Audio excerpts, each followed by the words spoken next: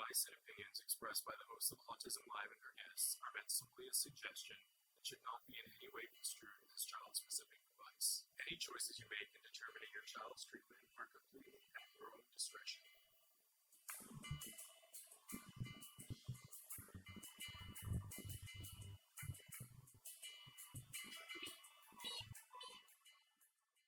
Good morning and welcome to Autism Live. I'm Shannon Penrod, and oh, am I so excited to be here this morning.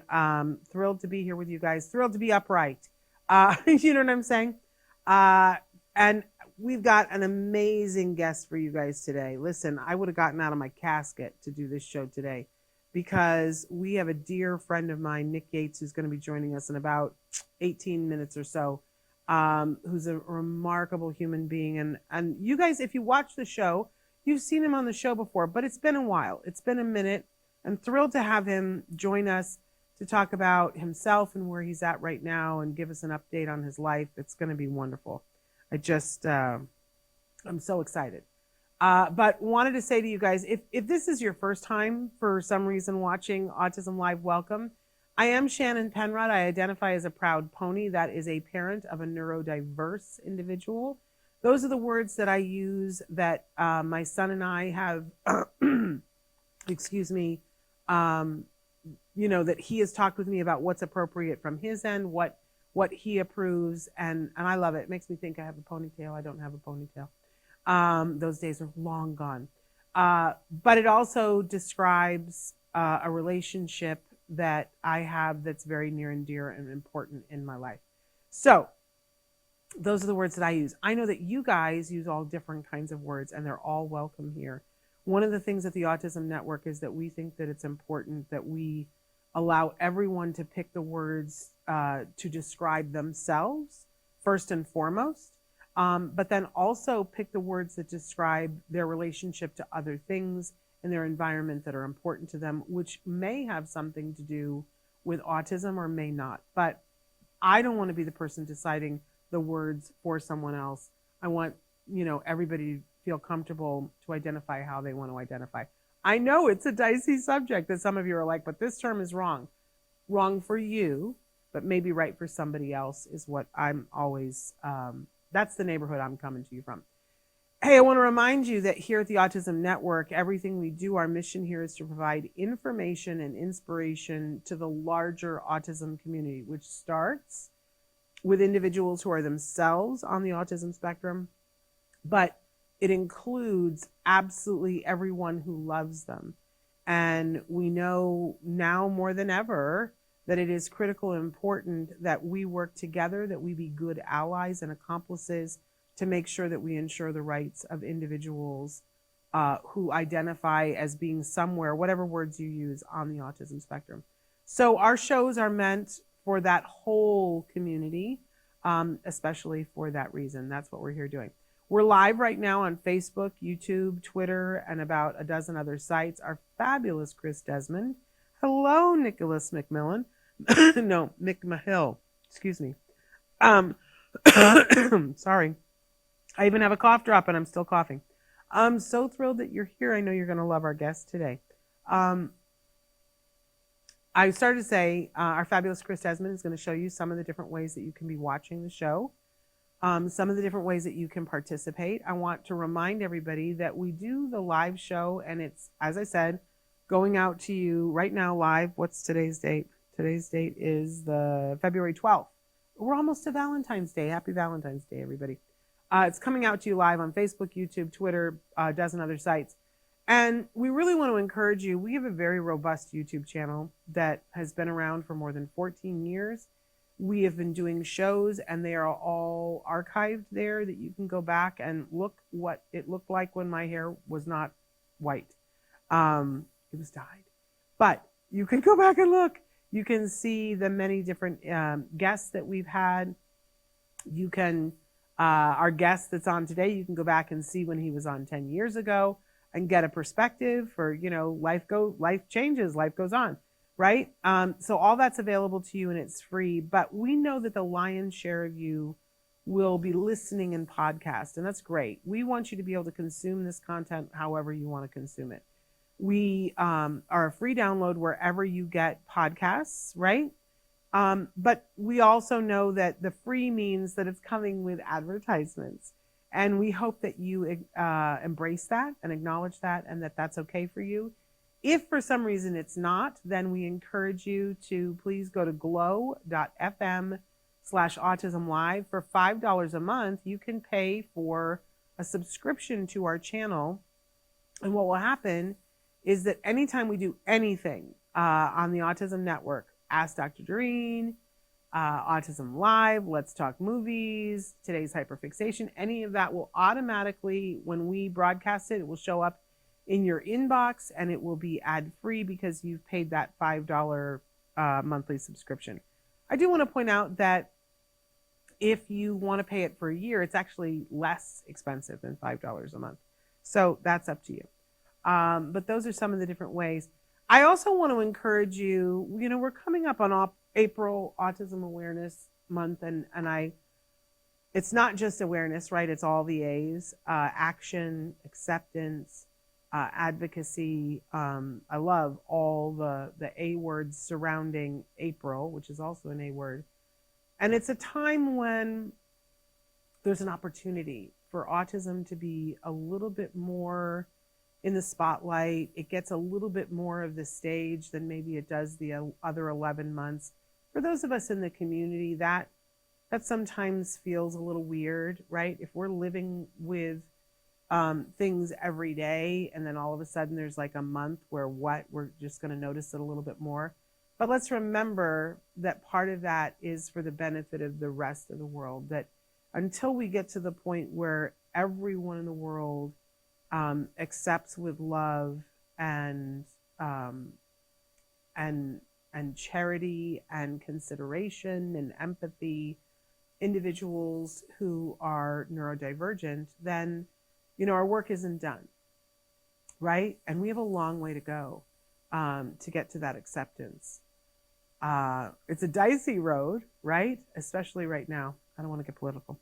But we need to get to the point where there's a deeper understanding and acceptance. So as we approach April, and we're going to be doing a lot of special shows in April, I do want to point out that one of the things that I do want to encourage our community to do is to shore up the things that, if something is helping you, whether it's us or somebody else. For us, if there's anything that we've ever done that has helped you, please like, share, subscribe, review, because that's what keeps us going. That's what makes it possible for somebody else to find us at 2:00 in the morning. But if it isn't us, if it's somebody else, if there's an organization that's really been helping you, take the time to push them forward in whatever way you can in April so that others can find them. I just want to say, as a parent, nobody handed me a book and said, hi, here's all the resources that you need, and you'll have that, right? I had to learn things from other people, and I found organizations, and I found them because other people said, hey, this is good. So, use your voice, amplify your words to let other people know what's helping you.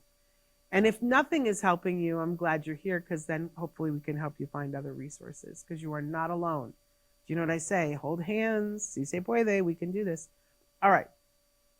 Having said all that, it's time for us to do the jargon of the day and talk a little bit about this, which I think is a great precursor before we have Nick joining us on the show. So you guys know that when we started doing the show, we started doing jargon of the day because it was so overwhelming.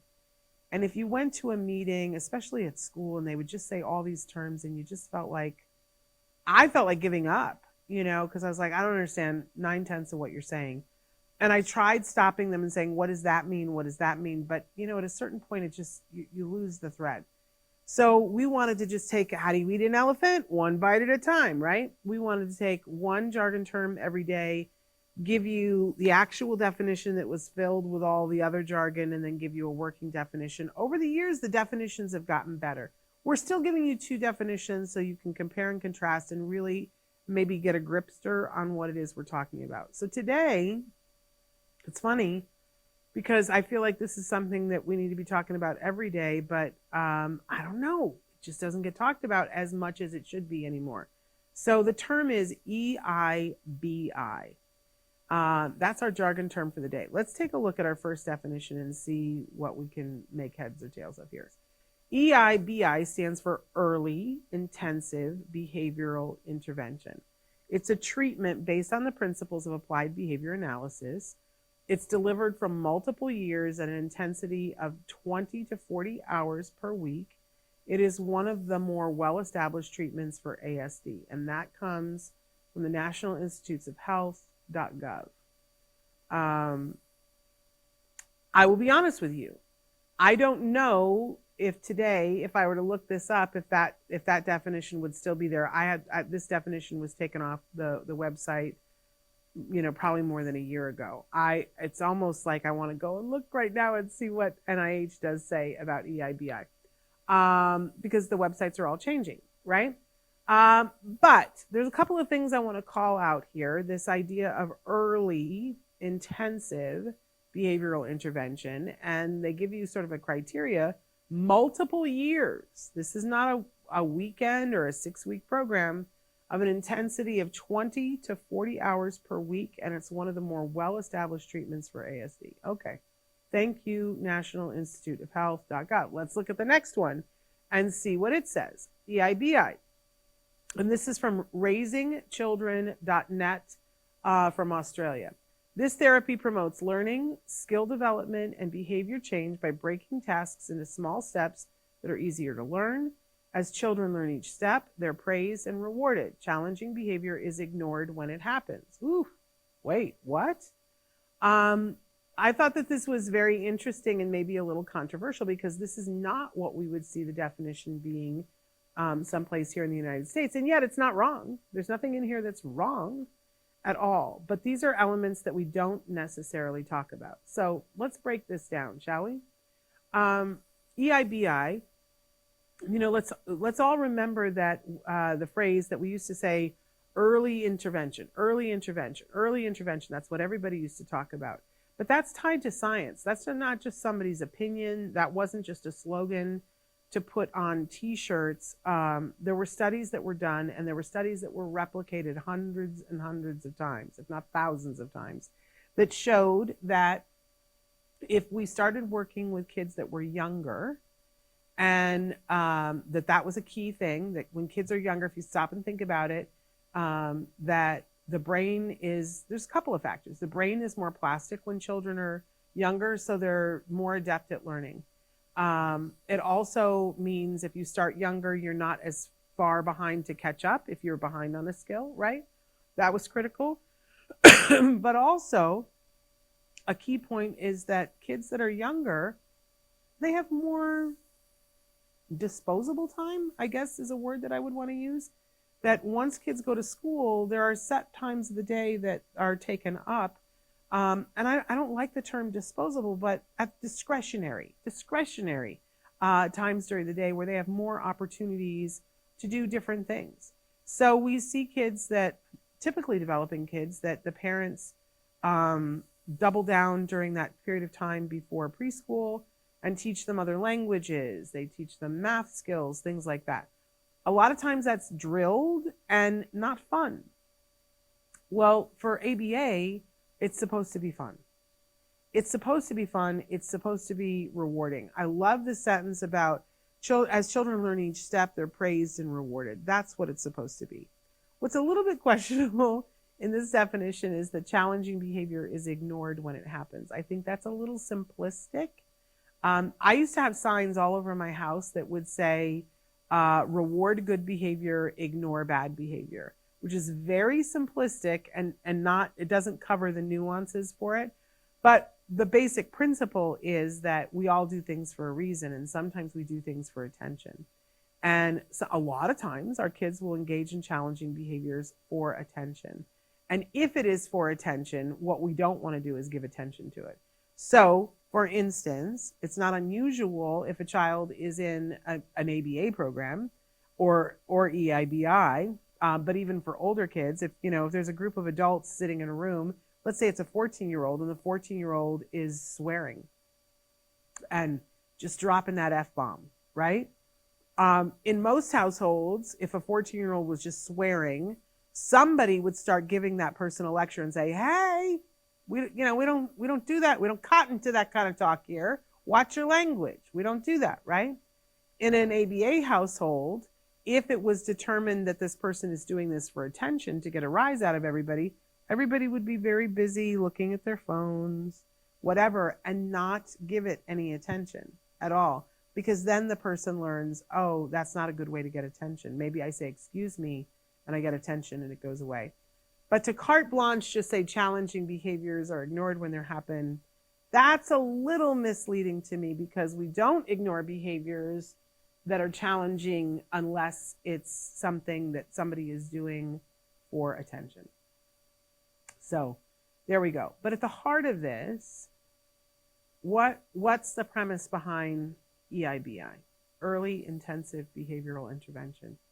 And it's the studies that showed that think of it this way, if you're going to go to the gym and you want to make a difference in how your body, looks and feels, and you make the decision to go a half an hour 3 times a week, okay, that's not nothing. But is it going to make a substantive change that you will notice and that other people will notice? I mean, maybe, but not a huge change, right? As opposed to if you decided that you were going to devote 2 hours a day, 6 days a week, and you're going to go to the gym. Is your results going to be different than if you just go a half an hour? Of course, it's going to be different.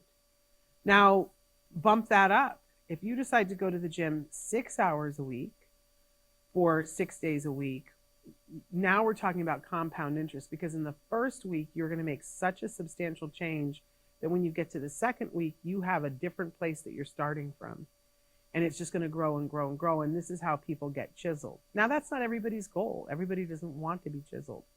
But let's transfer this to something else. Let's say that you want to learn how to speak Mandarin, right?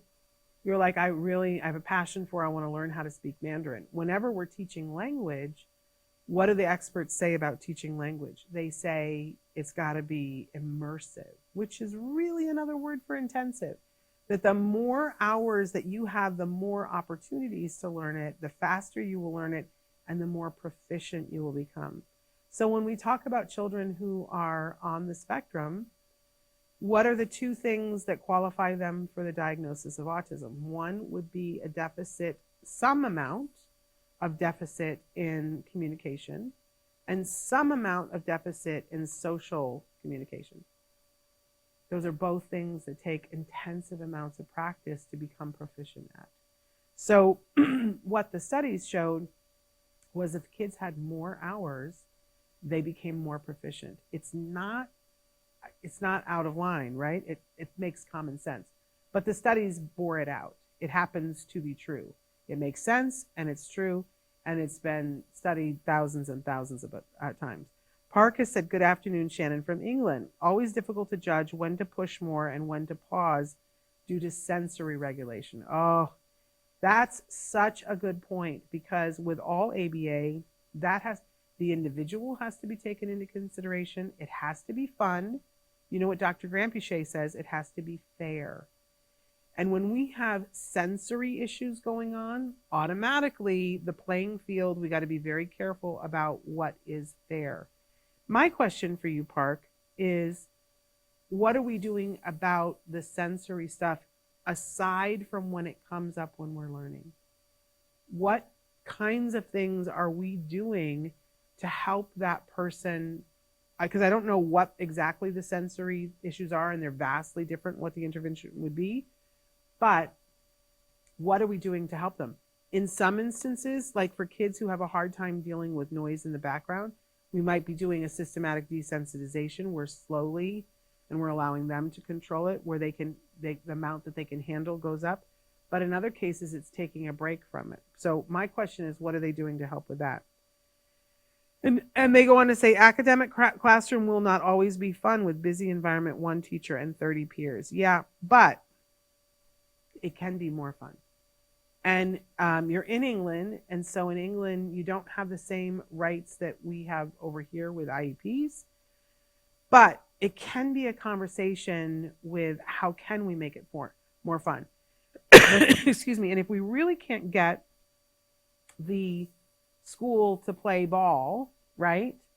And we really got to keep them in that, then what we can do is a deferred fare. That there were times when my son would be at school and I wouldn't be in control of what they were doing at school.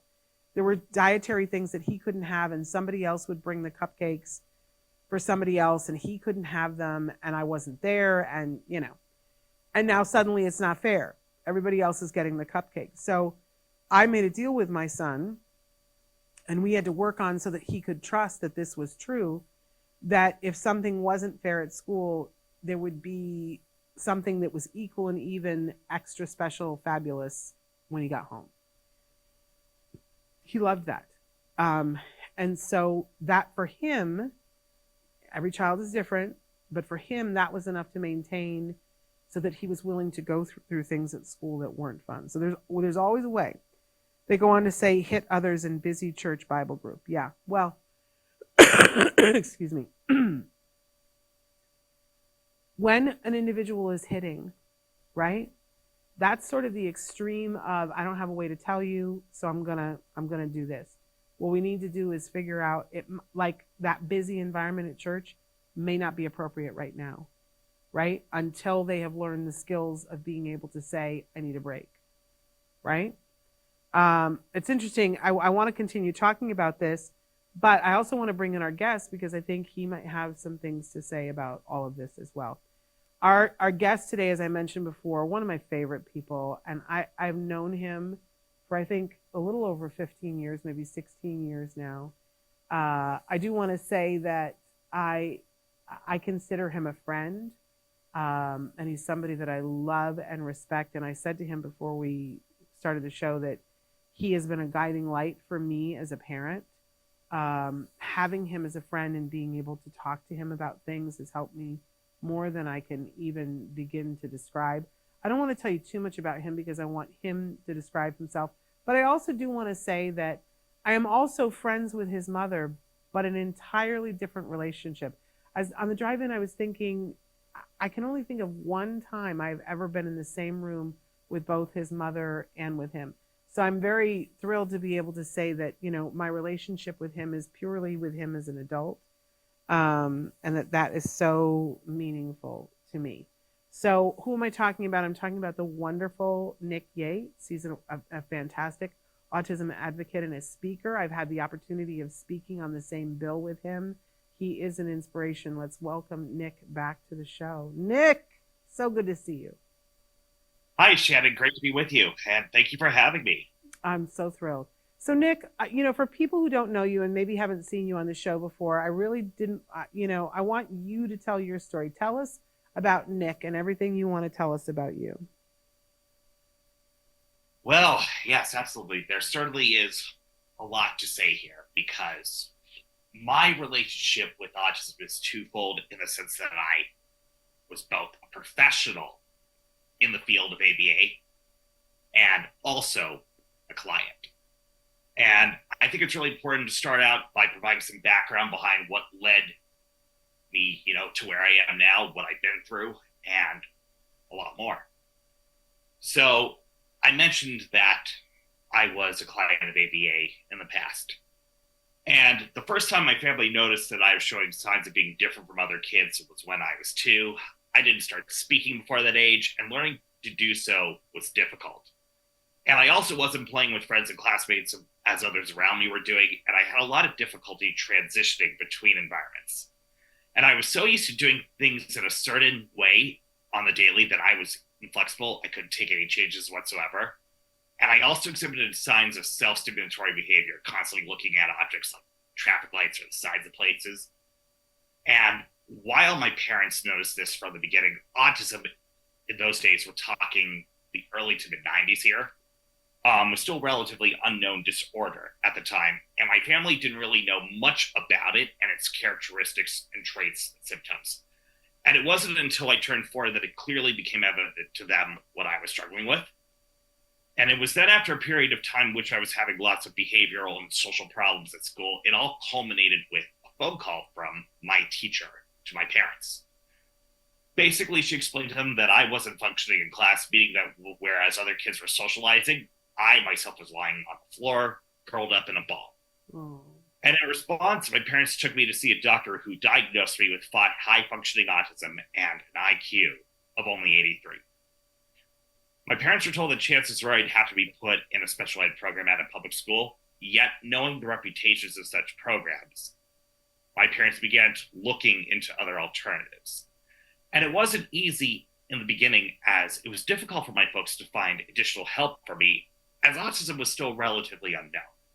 But it was eventually through a referral that my parents came across an ABA provider by the name of the Center for Autism and Related Disorders, or CARD for short. And as with many other providers, their goals were to teach all of its clients the functional skills necessary to replace previously learned maladaptive or inappropriate behaviors, thereby allowing them to learn and live independent and productive lives. And this is achieved by developing unique and individualized behavioral programs based on each client's particular strengths and weaknesses, and then breaking learning tests into very small increments, otherwise known as applied behavior analysis, or ABA, as previously mentioned. So once my parents found out more about CARD, they became convinced that they had the most well-thought-out solutions to my issues. And so it was I began ABA services at 4.5 years old, August 1994, and I endured weekly one-on-one therapy of 25 to 40 hours at different times, which included a half day in regular preschool and lots of hours of work after school and on weekends. And for a long time, I had other people structuring my time for me, and I was constantly being redirected and having my way of doing things corrected. Can I ask you a question, Nick? Can I interrupt you for just a second and ask you a question? Sure. No problem. So you started at 4.5. Yes. And this, people always ask my son this too. How much of that do you think you remember? Like when I think about what I remember from 4.5, I don't have a whole lot of memories, but I'm curious. Do you have a lot of memories of that time period? There certainly are, particularly the situations where things were challenging or something had a certain impact on me. Okay. So I can tell you, once I started learning all these basic skills of, working on what I needed to improve, my challenging behaviors began to increase. But it wasn't easy in the beginning, because not only did I have to endure those hours of therapy, but it was difficult for me to do what I believed myself to be incapable or saying and doing, because making mistakes in the process would leave me frustrated. There's one time in particular I recall where I had to count a row of 6 blocks in order, during which I constantly messed up, and it left me angry and frustrated and confused and upset. But over time I improved, and as I did so, I started seeing how this was helping me, and I was encouraged to keep trying with a lot more courage and determination than I had before. And things were a lot different then with ABA compared to what they are now, in the sense that other memories I recall were like working with my supervisors and therapists at times. We would go on outings. And as I was saying, services from when I was younger were much different than they are now, in the sense that there's a lot more things clients and therapists would do outside of normal sessions, whereas now the interactions are more restricted solely to the session centers, homes, schools, and in the community. And I have a lot of memories, particularly of going to movies, to park, water skiing, amusement parks, and even being babysat for at times. One thing I really remember the most is the falling. It was when I was around 8 or 9, there was a therapist who took me out to meet his mother. And not only was she a very nice lady, but she was really sweet, where she went out of her way to knit me a gray wool sweater. And, I hadn't forgotten about this until more recent years, but when I recalled it, I was really moved because I realize now, compared to then, that kind, generous gesture really moved me, for it acknowledged me as a human being and that I mattered at the time when I was struggling with this neurological disorder. and struggling to fit in socially at school and in society. And it was in those moments when those on my team would go out of their way to do such nice things that really meant the most, for they made me feel very valued. And I really loved the therapists who went out of their way to encourage me and make me feel valued and worked hard to build a relationship with me. Yeah. And by making that effort to show just how much they cared about me and saw my potential, it gave me the encouragement and confidence and motivation to try hard, do my best, and believe in myself. At the same time, there are memories of ABA that weren't always pleasant for me. Yeah. I mean, there were times where I would be defiant by refusing to participate in sessions, going as far as to run away. One time, sometimes I felt that those sessions were too much to handle, that I couldn't do what was expected of me. And so my impression at the time was that the best way to not have to deal with this was to avoid being at them altogether. An example of this being when I ran away from a session during first grade. I went biking. My father went out driving to find me, and he wasn't happy with me when I returned home. But even at that age, I could see how much that worried him and my mother. Yeah. And following that, I did not try to ditch the session again. There were also times when therapists came across, in my mind and in my perception, as strict and mean towards me if I said or did something that was not compliant. At such a young age, and still very much so to this day, I was very sensitive to what people said and did, and had the tendency to take things quite literally. And some of my therapists really impacted me at a young age with how they came across to me and their choice of words. And that really stuck with me for a long time. And this is where I say this, as I've said many times before, I cannot stress enough the importance of being aware of how what one says does can impact the thoughts and feelings of individuals on the spectrum, given these tendencies to take things literally and they're having trouble with perspective taking. Yeah. And nowhere was I reminded any more of this when I had an encounter with a former therapist applied a decade on from when they had last worked for me. And I started crying because the memories were still very painful and strong. But the good thing is we were able to talk it through, and I'm grateful to still have a good relationship with them. Okay. So interesting. And we always talk about on the show how important it is to listen to what the people who are receiving the therapy, how they feel. It hurts me, Nick, to think that obviously there's a certain amount of frustration that we expect, right? But we talk about all the time on the show that no child should be ever left in frustration, and that self-esteem and having it be fair are the guidelines for everything. But, you know, it didn't feel that way to you, and that is non-negotiable. There's like no arguing that. But I'm curious to know, I know you've been through a lot over the years about this, because then eventually you worked in the field. But now at the age that you're at, how do you recommend to people that they do ABA? Do you recommend to parents that they be mindful of these things? Where are you at right now? I certainly would encourage, people to, do the research about it, but ultimately everybody has to figure out for themselves what they feel is ultimately best for them. So I'm not going to really try to recommend saying they need to do this or what have you. But there is certainly no question what the potential can be, and especially if you start early. Because the age at which I was when I was diagnosed 4.5 is now considered late. Because the less of a gap there is between the chronological age and the mental age, the chances are, it's going to make more of a difference in the long run by being able to start early. Yeah. So, I certainly, like I say, I encourage people to do their research and determine what may be the best for them, whether it's that or something similar. But the thing we have to realize is just that, every ABA program is different for everybody. Everybody is different. So it could be that there's something else that may be better for them. And that's okay. But It's like I said, I think it's really important to, really do your research and ask those questions, especially the clarifying ones, because you want to ensure, especially if you're a parent, or caregiver that it would ultimately be in the best interest of your kids. Yeah. And it's interesting how you mentioned the fact that I worked as a field, because in addition to having been a client at CARD, I worked there for a period of time. There were internships I had in summers of 2011 and 2012. That's how we met. I had just started working there, and you were an intern, and so we had opportunity to meet, and it was I loved getting to know you. But then continue on, because that wasn't the only time you worked at CARD.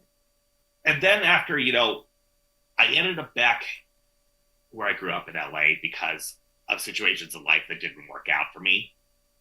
I had the opportunity to work there on a full-time basis. And I was there for nearly 2 years. And I did a lot of work, pertaining to insurance matters for the funding of services through, various insurance carriers.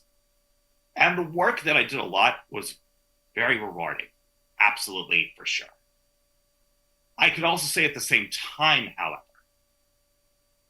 it was challenging because of the fact that I had been on both sides of the coin. Sure.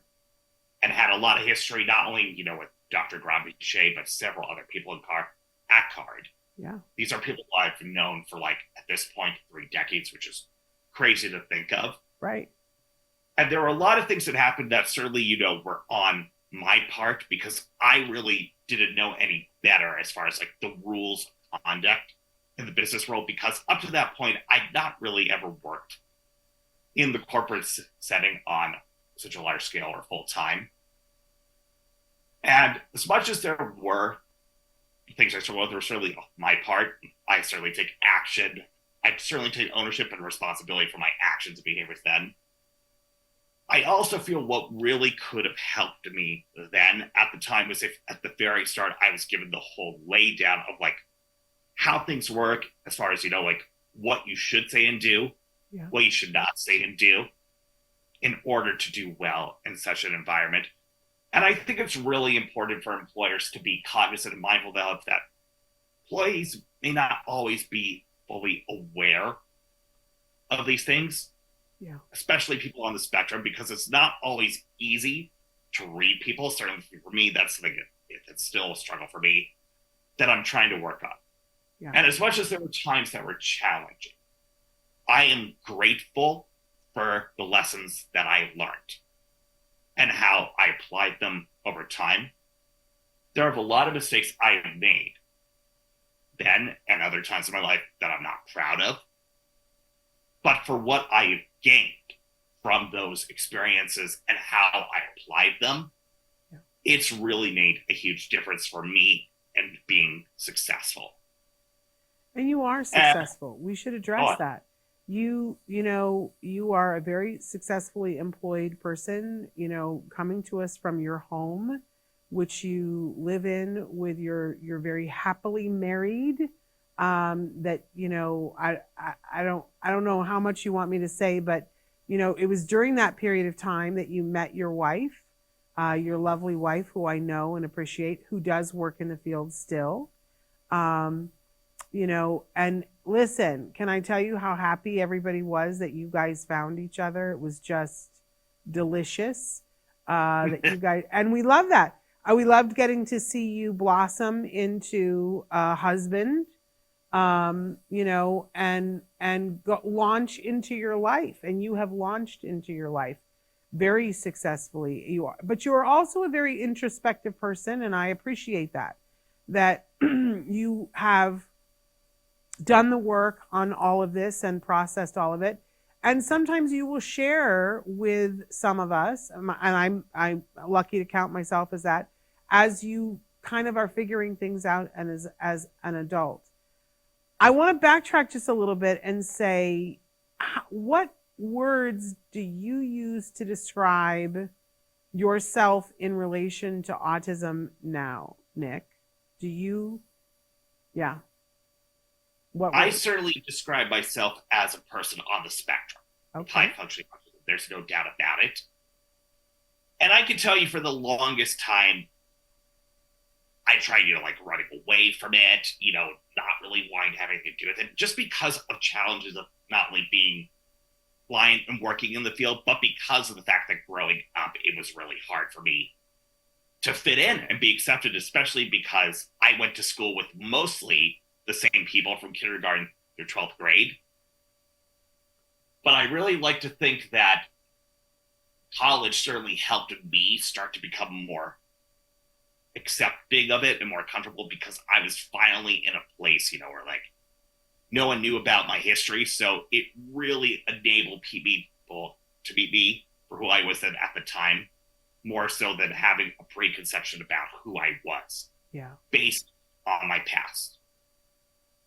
I could also say that for as grateful as I am for the work I did in the field, both at Card and then at another similar provider after I left there, it was started getting to points where I was burning out, because again, being on both sides of that coin can make things difficult. Yeah.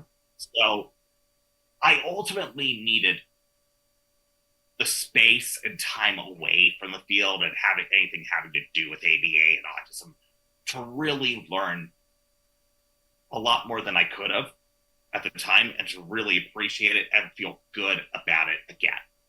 Yeah. So my wife was mentioned. After I left Card, that was when we started getting serious. Our first year together, we were long distance because she was out in Henderson in the Las Vegas Valley. I was still in LA. But it was then after I left my last employer 6 years ago, I made the move to live out with her, and I started working for my current employer, Gallagher Bassett. Gallagher is a third-party administrator that handles insurance claims. They're headquartered outside of Chicago. They've been around for a good century, have tens of thousands of employees statewide and worldwide. I work for their center of excellence in Vegas. Wonderful. And having been there for 6 years as of yesterday, crazy how fast time has flown by, I've done a number of different things. What I currently do now is I handle the submission of motor vehicle reports, which are submitted by clients to find out if, drivers they employ pose a risk transporting things for them. So that's something I'm currently doing. I'm also currently enrolled in some designation coursework offered by the company along the lines of commercial lines underwriting. So doing a lot of studying about stuff pertaining to that. And I'm really glad that I made the decision to leave the field altogether, because I really wanted to, for once, be somewhere where I didn't have any association with the field it provides, or it's primarily based on, like my personal experiences, or for that matter, not having known anybody before. And I really think that was also what enabled me to take all the feedback I had gotten in years prior and apply that, because the distinctions between professional and personal were a lot clearer to me in that situation. Whereas I think at Card and my previous employer, it could definitely get blurred for me at times. Yeah. And I can tell you, I remember at times feeling frustrated that, I didn't realize then what I know now. But life is about, learning. And sometimes it really takes those moments of challenge to help you know what to do. Yeah. Something that I was reminded of the other day is the fact that you find so much about who you are as much from your failures as you do your successes. Amen. You sometimes need to go through that stuff to really grow. Yeah. And adapt and evolve. And I can tell you something I constantly struggled with since I was a young kid is sometimes I feel like pressure on the daily to try to be able to say and do things right. Because for the longest time, I always had this impression that society expects a lot more from people who don't always fit the definition of quote unquote normal. Yeah. But you've got to realize that at the end of the day, there really is no one definition of what it means to be normal. And everybody is going through their own battles in life, whether you can clearly see them or not. So I've really been trying to work on giving myself a lot more grace and trying not to beat myself up and be so hard on myself.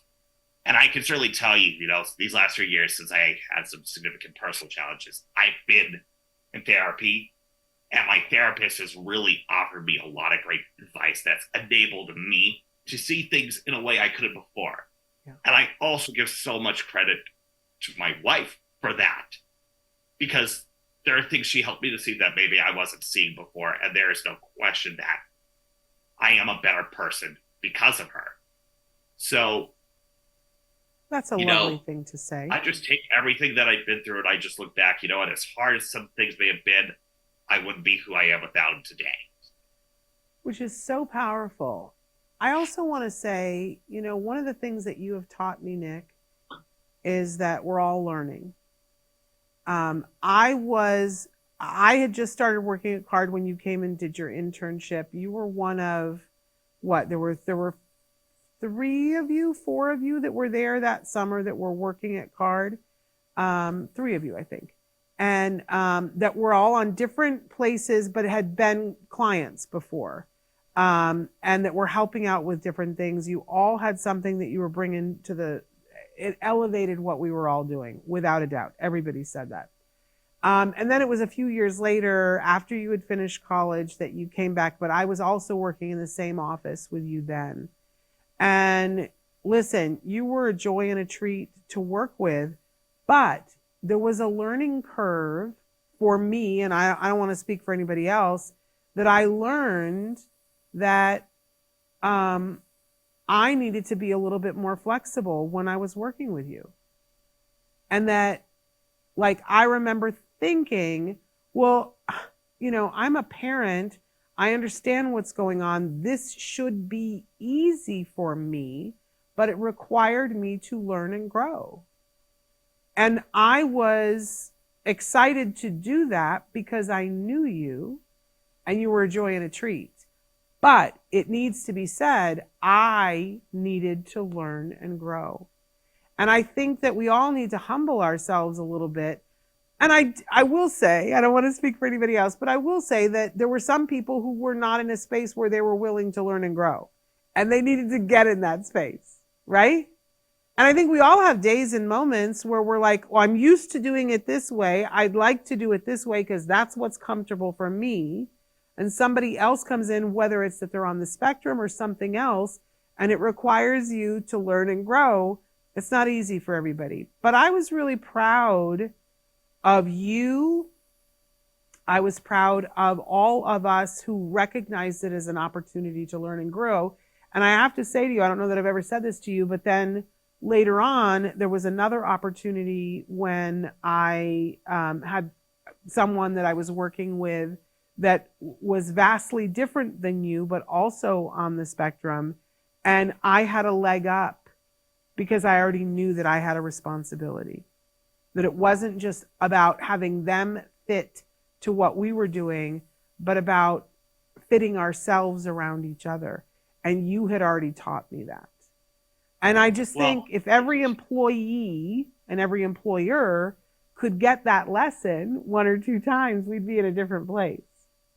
Well, I very much appreciate you saying that, Shannon. I also certainly want to give a shout out to Doreen and everybody else who was there at the time I was working there for their patience with me and for hanging in there with me as I went through my learning curve, like you said, because it wasn't always easy for me. Was certain things I said and did, the impacts they had were the intentions were the impacts were intentional. And I know that sometimes I could be a lot to deal with. But joy. You again, were joy and a it's all treat. about being able to own it and how you apply what you learn. So I very much appreciate you saying that. You were a So joy. You were a joy and a treat. And we love you exactly as you are, Nick. Let there be no mistake about that. But in terms of, I don't know if you listened at the beginning, but I did the whole talk about EIBI. I did hear it. and I'm very passionate about EIBI unapologetically. Of course, Nick, I am about and Dr. Grampiche talks about this every week, that it's got to be fair and that we should only ever be doing things that are building a person's self-esteem. I recognize that that's hard to do, and that we have to have high quality technicians who are mindfully doing these therapies. And as you said, remembering this is a human being. But from your point of view, and I heard a little bit of both. I heard that, this helped you, but that there are some things that didn't go well for you. But for the parents that are watching now, I know you don't want to endorse and say you should do this. You said that they should research it, but if you were in that position as a parent, what would you do, knowing what you know? I certainly would do everything I can to figure out, what the challenges are. Like I said, do my research, meet with professionals, and certainly families who've been through something similar, and really just try to, determine what is the best course of action and in the best interest of my kid, if that were the case. Yeah. And something I really am glad is we're seeing a lot more in the field are efforts for greater compassion. Yes. Executive functioning. Yeah. Because while grateful for, what the field had done for me as a person, as a professional, there really wasn't a lot of that earlier on. And I feel that had that been the case, it would have made life a lot easier for me growing up and feeling, good stuff was seen, being kind to myself, not being hard on myself, expressing myself, or beating myself up so much.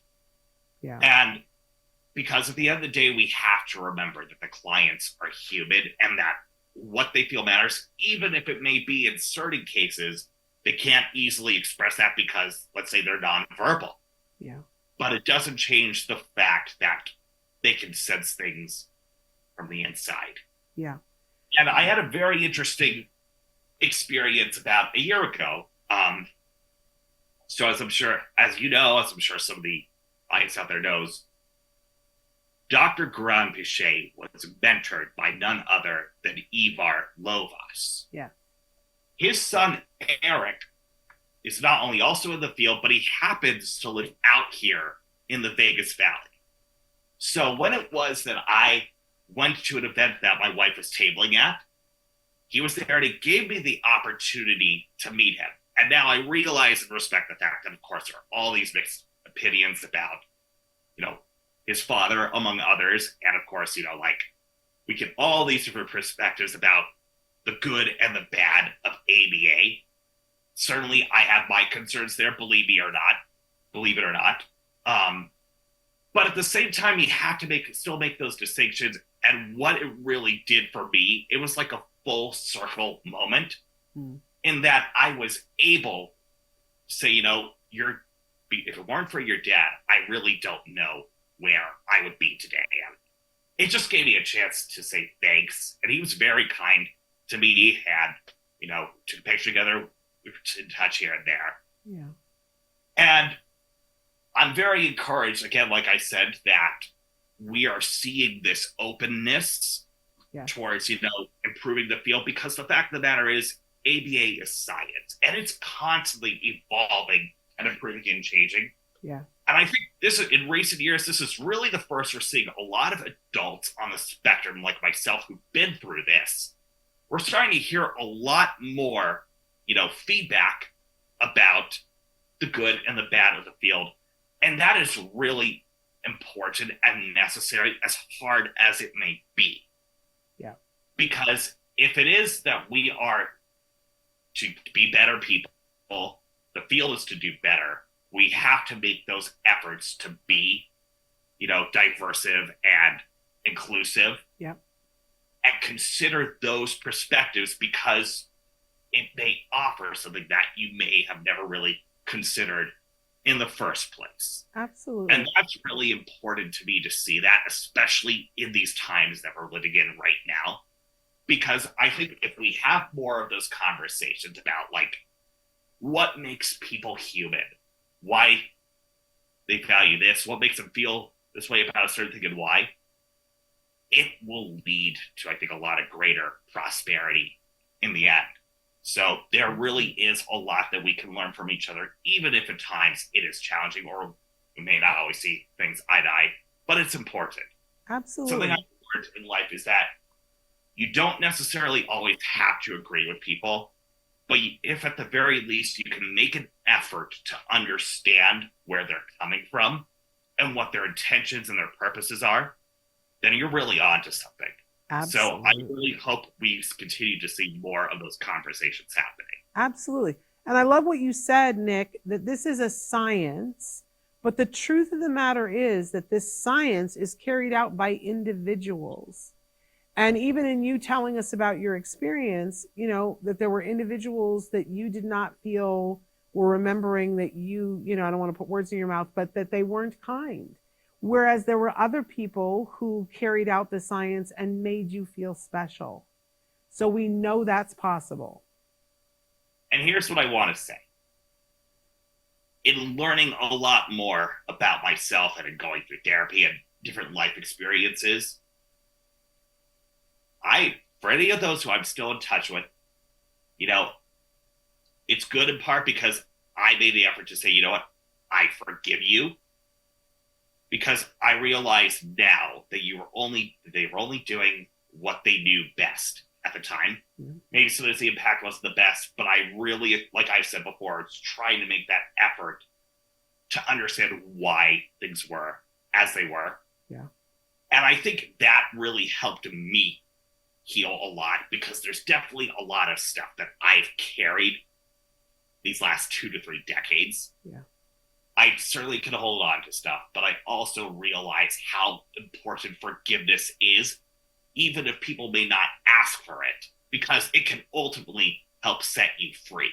Yeah. And there's just been like a lot of weights on my shoulders, what I feel are a lot of burdens. And I don't want to be bogged down by stuff so much anymore. I'm just trying to make sure, again, that my relationships with people are good, and that I'm being kind to myself, and I'm trying to have as much positive energy that I can, especially with these times that we're living in. And I'm just trying to focus on what I can control and do to help make the world as best as it can be on my part. Nick, we so appreciate that.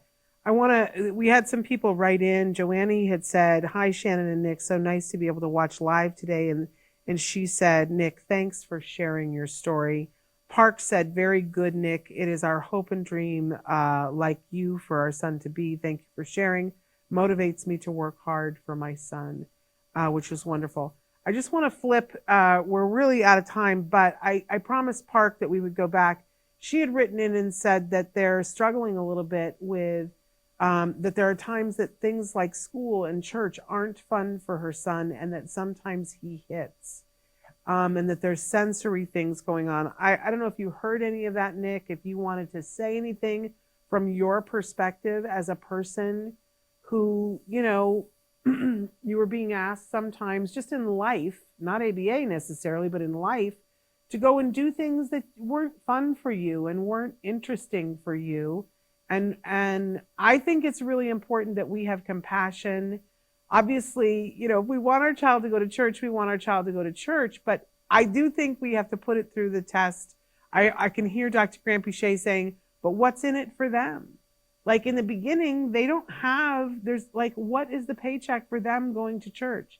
This expectation that we think that they're going to be having that spiritual experience. I don't know. What are your thoughts, Nick?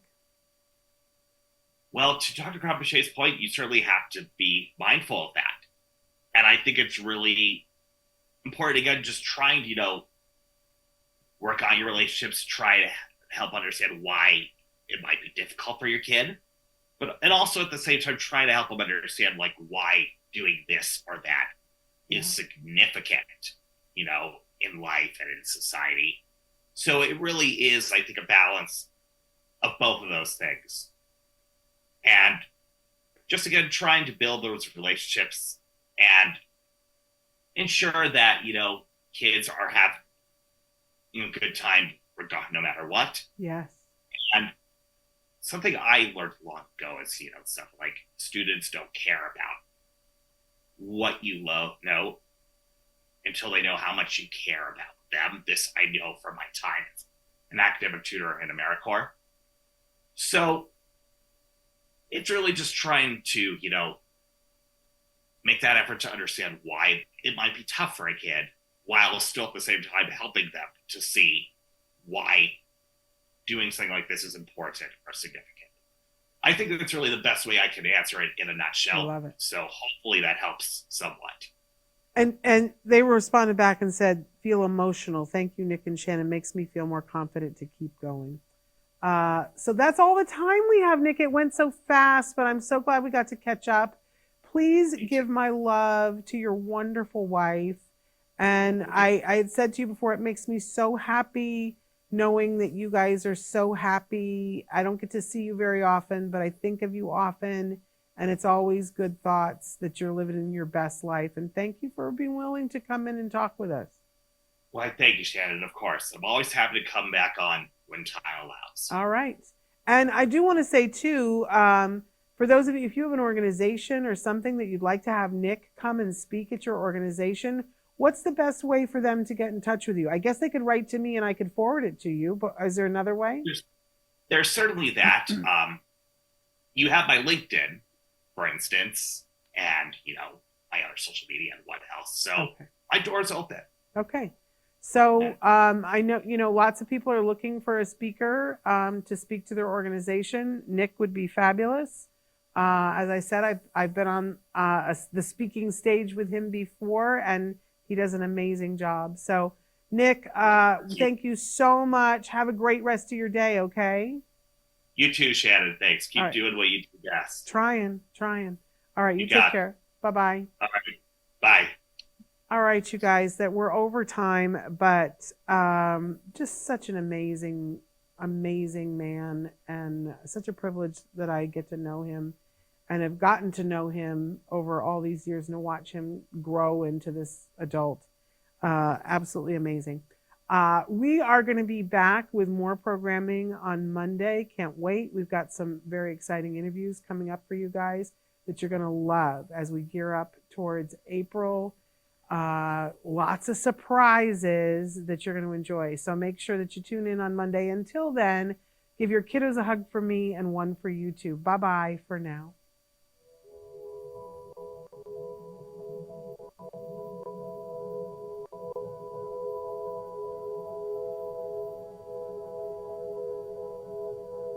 If you found anything helpful in this video, please give us a like. In fact, make sure that you smash that subscribe button on YouTube and give us a like on Facebook. You can also follow us on Twitter and on Instagram for important updates. And please download our free podcast wherever you get your podcasts. Thank you so much. See you next time.